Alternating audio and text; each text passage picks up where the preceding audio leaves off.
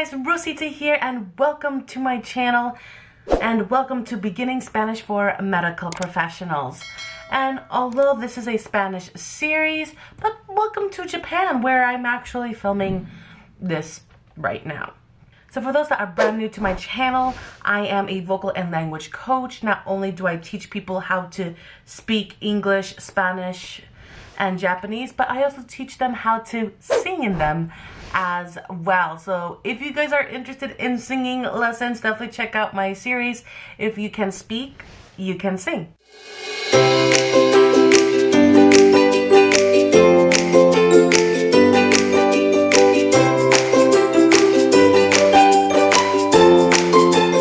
So in this first lesson, we're going to learn how to navigate our first encounters when it comes to a business setting. And for the grammar part of this lesson, we are going to learn how to use the imperative in the formal register, aka know how to boss someone politely. Let's get started.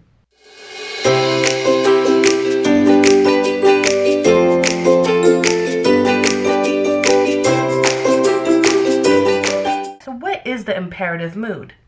The imperative mood is used to give direct orders, advice, instructions, even suggestions. Now in Spanish, since we have two ways of saying you, tú and usted, tú being the informal way of saying you, and usted being the formal way of saying you. So let's quickly check out a chart.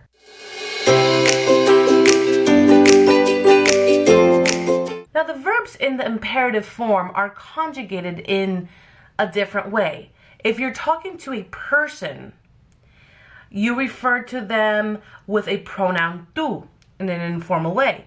And if you're talking to a person in a formal situation, you're going to call them usted using the formal register. So, por ejemplo, si yo quería decir pase por favor, this is the formal command of saying, please come in. But if I was talking to a friend, then I would say, pasa, por favor. So the reason why we're going to focus on usted is that, well, I hear a lot of non-native Spanish speakers saying, pasa, por favor. But that is incorrect. Pasa is the informal way using the imperative. This pasa is used towards like friends or people who are familiar to you, not in a work environment. Instead, we'll have to use pase. But why is that? Well, we're going to get into it. Let's check out this chart first.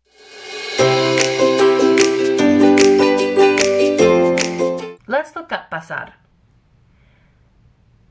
In the imperative form, in the informal register, the tú will end in an A because the verb pasar, which means to pass in essence, in the imperative mood, we are going to use the third person singular ending to the tú form. But if we're using the formal register, we're going to use the subjunctive endings. So we're going to use the third person singular of the subjunctive. So in this case, we're going to add the E. If you guys don't know what the subjunctive is, don't worry. There's a whole series coming out soon, I hope. Let's look at another example. Let's look at representar. Representar means to represent. So if I was talking to my friend, I'm going to use the third person singular in the present, which will be just adding the A in the tú form. So rather than saying representas, it will be in the imperative mood, representa. But if I am in a business situation, I'm going to use usted. So here I'm going to use the subjunctive ending of the third person singular, which will be the E. So I'm going to substitute the AR with the E, and we will have represente.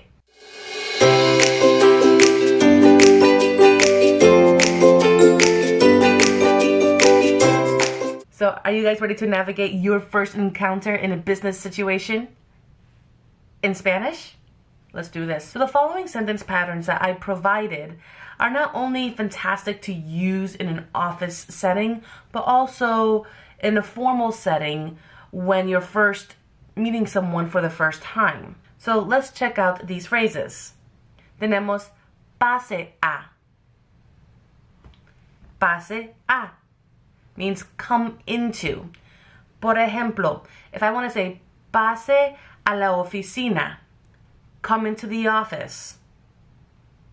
You are politely directing someone in a certain direction or to a specific place. Now the next phrase we have is le recomiendo que. I recommend you to. Le recomiendo que. So here you are recommending someone to perform an action. So if I wanted to say, I recommend you to take a seat in the first row. Voy a decir, le recomiendo que tome asiento en la primera fila. So if you're a person that holds conventions a lot and you invite people who you consider that are VIP, this will be a useful phrase. Next, soy. This is important, especially when you're introducing yourself. Soy means I am.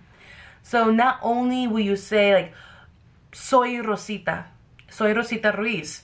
You can also use soy to express your position in the company. Soy maestra. Next we have vengo a. Vengo a means like I'm here for, or it can also mean I'm coming to. So you are stating the reason for being in a place, essentially.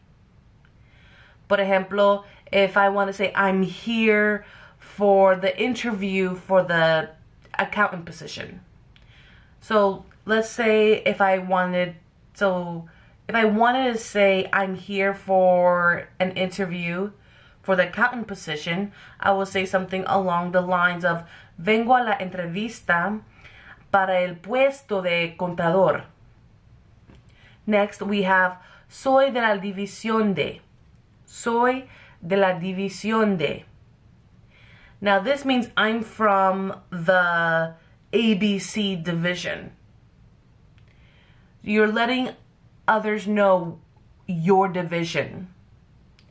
So if I want to say I'm from the sales division, I will say something along the lines of soy de la división de ventas. Now if you're telling others about the department you're working at, then you can say soy del departamento de. I am from the ABC department. So if I want to say, por ejemplo, I'm from the sales department. Soy del departamento de ventas. I'm from the sales department. Now, can you use división and department? Well, yes, either or is fine, but it's really going to depend on how your company introduces that division. So you might want to check with HR first.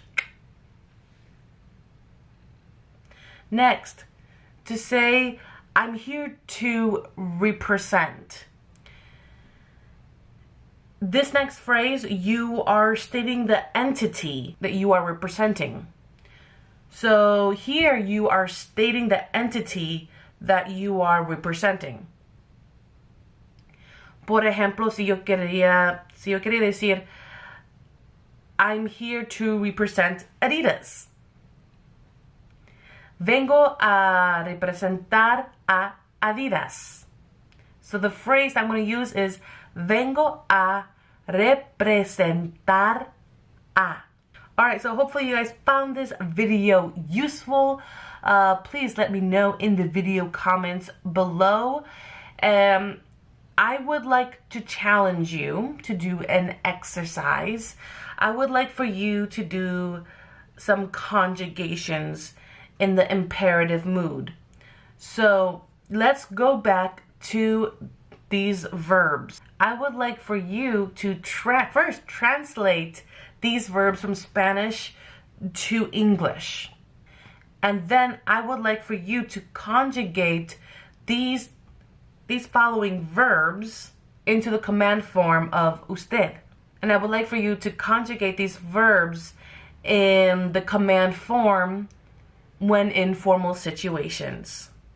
Por ejemplo, tomar. If I wanted to say drink in a formal setting, what would it be? Would it be toma or tome?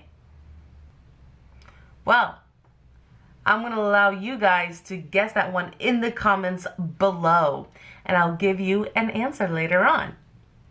Alright guys, if you enjoyed this lesson, please don't forget to give it a thumbs up, share it, and if you guys are interested in Spanish lessons, I do private and group lessons.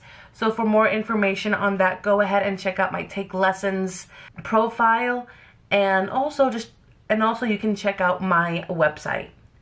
Alright, until next time. Hasta la próxima. Nos vemos. Ciao.